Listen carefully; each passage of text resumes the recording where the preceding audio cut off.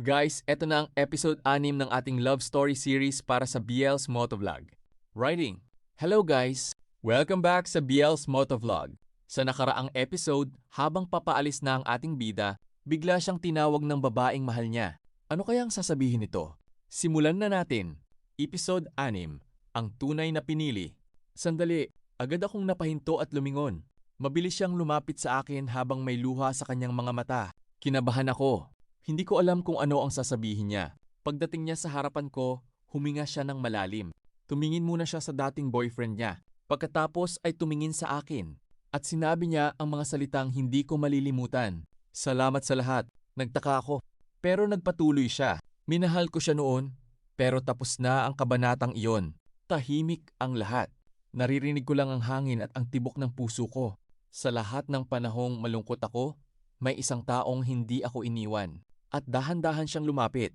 Ikaw iyon. Parang nanaginip ako. Hindi ako makapaniwala sa naririnig ko. Ngunit bago pa ako makapagsalita, nagsalita ang dating boyfriend niya. Ngumiti ito ng mapait. Swerte mo sa kanya. Pagkatapos ay tumalikod ito at tuluyang naglakad palayo. Habang pinagmamasdan namin siyang lumalayo, alam naming may isang yugto ng buhay na tuluyan ng nagsara. At may bagong yugto na magsisimula. Makalipas ang ilang linggo, mas lalo kaming naging malapit. Masaya ang lahat. Akala ko tapos na ang problema. May dumating na mensahe sa cellphone niya. Pagkabasa niya rito, biglang nawala ang ngiti sa kanyang muka. May problema ba? Tanong ko. Tahimik siya.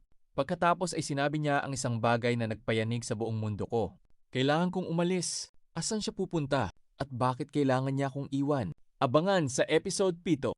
Mga ka-BL's Motovlog, hanggang dito muna ang episode 6. Kung gusto ninyo ang susunod na kabanata, huwag kalimutang i-like, comment at subscribe. Ito ang BL's Motovlog. Ride safe palagi at maraming salamat sa suporta. Peace out!